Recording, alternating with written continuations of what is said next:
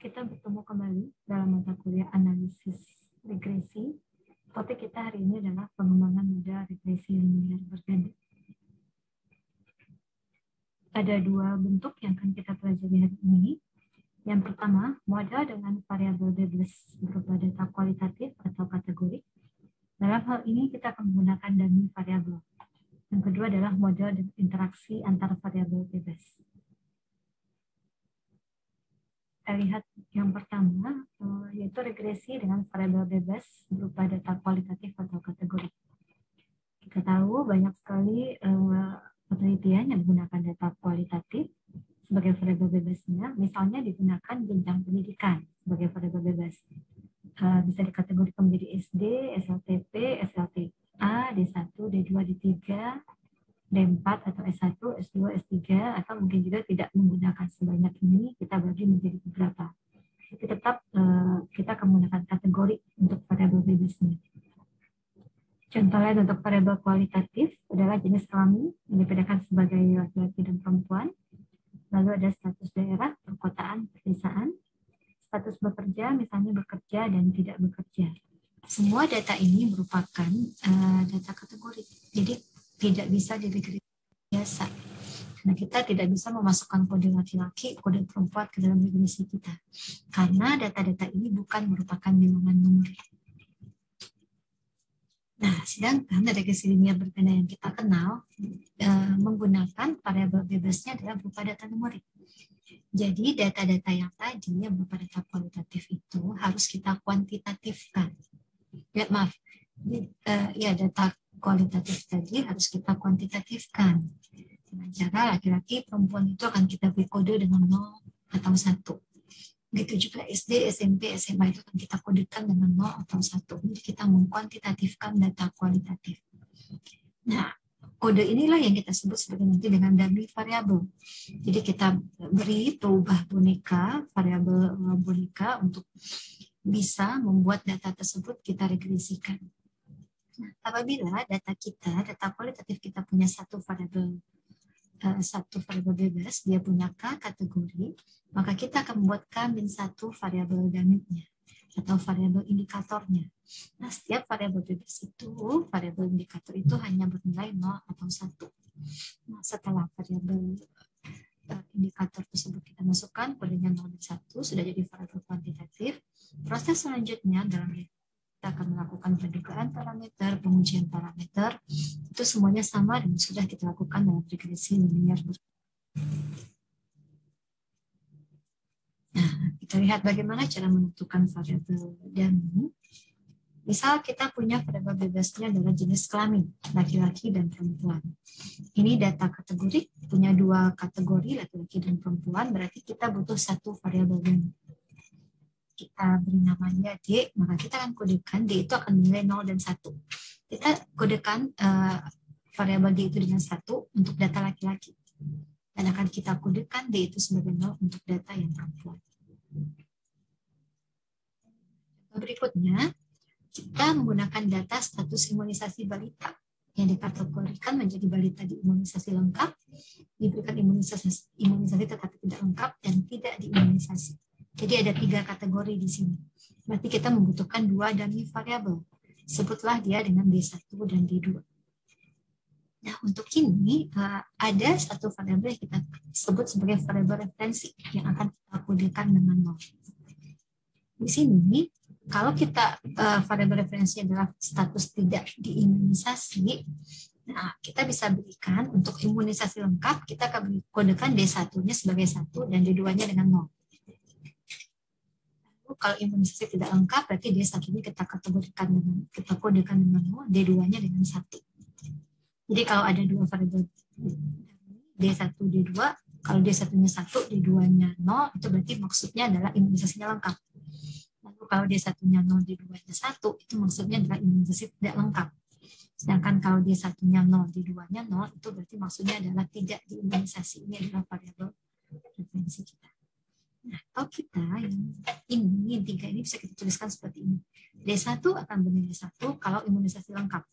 Dan bernilai 0 untuk lainnya. Lainnya apa? Itu imunisasi tidak lengkap dan tidak diimunisasi. Dan D2 bernilai 1 kalau imunisasi tidak lengkap. bernilai 0, dia 2-nya untuk lainnya. Lainnya apa? Yaitu imunisasi lengkap dan tidak diimunisasi.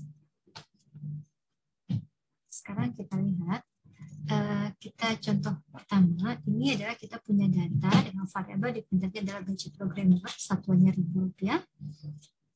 Variabel bebasnya adalah pengalaman kerja dalam satuan tahun. Ini adalah data numerik, lalu skor ujian dalam satuannya poin, ini juga data numerik, lalu ada jenis kelamin. Ini adalah data kategorik, kita damikan dengan kode 1 untuk laki-laki dan kode 0 untuk perempuan.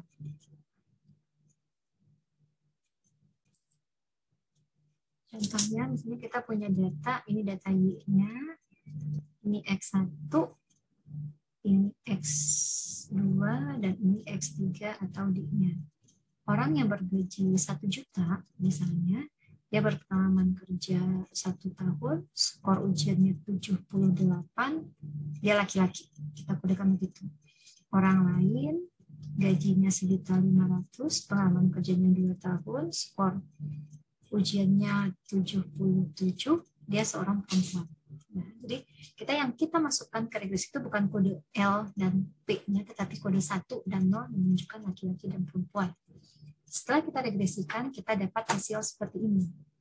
Berarti model yang kita peroleh adalah Y-cap sama dengan 402,376 tambah 140,655 X I1 tambah 23,478 X I2 tambah 93,87 D. Jadi ini koefisien untuk pengalaman kerja, koefisien untuk skor ujian, koefisien untuk jenis kelamin. Bagaimana menginterpretasikan angka ini? Kita lihat di sini. Ini berarti ini menunjukkan ketika pengalaman kerja bertambah 1 tahun, maka rata-rata gaji pegawai itu akan bertambah Rp140.655 dengan asumsi skor ujian dan jenis kelaminnya sama. Lalu 23,478, ketika skor ujiannya bertambah 1 poin, maka rata-rata gaji akan bertambah Rp23.478 dengan asumsi pengalaman kerja dan jenis kelaminnya sama. Ini sama seperti cara menginterpretasikan yang sudah dipelajari untuk data X-nya yang numerik. Nah, sekarang D-nya di sini data kategori. Bagaimana menginterpretasikannya? Koefisiennya 93,87. Itu berarti secara rata-rata jenis kelamin pegawai laki-laki yang tadi berkode 1, dia memiliki, secara rata-rata pegawai berjenis kelamin laki-laki memiliki gaji Rp93.870 lebih besar dibandingkan pegawai perempuan. Jadi terdapat selisih gaji antara laki-laki dan perempuan itu adalah Rp93.800, di mana pegawai laki-lakinya lebih besar gajinya. Gaji pegawai laki-laki lebih besar, kenapa? Karena koefisien ini positif. Kalau koefisien ini tandanya positif, itu berarti yang kategori berkode 1 nilainya lebih besar. Ini tetap ditambahkan dengan asumsi pengalaman kerja dan skor ujiannya sama. Jadi kalau dari persamaan regresi seperti ini, interpretasikan kali ini karena ada 2 kategori, kita bisa mendapatkan persamaan regresi untuk setiap kategori. Untuk laki-laki, berarti persamaannya seperti ini. Ini sudah kita masukkan semua, X1, X2. Nah, D-nya kita masukkan nilai 1-nya di sini. 1, berarti ini akan jadi konstanta. Kita gabungkan ke sini, kita akan dapat estimasi nilai untuk gaji laki-laki 402,376 tambah 93,87 tambah 140,5 X1 tambah 23,478 X2. Jadi persamaan gaji yang pegawai laki-laki itu seperti ini. Nah, persamaan gaji perempuan itu akan seperti ini. Nah, D-nya ini diganti dengan 0. Kita akan dapatkan gajinya seperti ini. Nah, kita lihat di sini koefisien X1-nya sama, koefisien X2-nya sama, dia hanya berbeda di intercept-nya. Jadi persamaan gaji laki-laki dan perempuan itu hanya berada di intercept-nya. Jadi kalau kita gambarkan, ini adalah ini dalam bidang, kita akan dapatkan 2 bidang yang paralel, tetapi bidang yang menyatakan gaji laki-laki itu 93,87. Satuan lebih besar atau 93.870 lebih besar dibandingkan gaji yang perempuan. Jadi kalau kita gambarkan dalam sebuah bidang paralel, gaji laki-laki itu akan berada di atas. Jaraknya adalah 93,87. dibandingkan gaji yang perempuan. Selanjutnya kita lihat kalau kita menggunakan dummy variabelnya itu lebih dari dua kategori. Jadi ini kita punya data, Y-nya itu adalah gaji, tetap gaji si programmer tadi, satuannya Rp1.000, X1-nya pengalaman kerja, X2-nya skor ujian, X3-nya jenis kelamin, ditambahkan X4 itu tingkat pendidikan yang dikategorikan menjadi SMA, sarjana, dan pasca sarjana.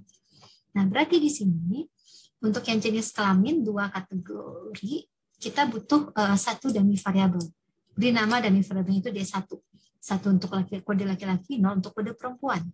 Nah, untuk tingkat pendidikan dia ada 3 kategori, berarti kita butuh 2 dummy variabel. Jadi D2-nya akan ada 2, D21 dan D22. Kita kodekan untuk D21 itu kode 1 adalah untuk yang pendidikannya sarjana, D21-nya sama dengan 0 untuk yang lainnya. Berarti dia untuk yang SMA dan pasca sarjana itu D21-nya 0.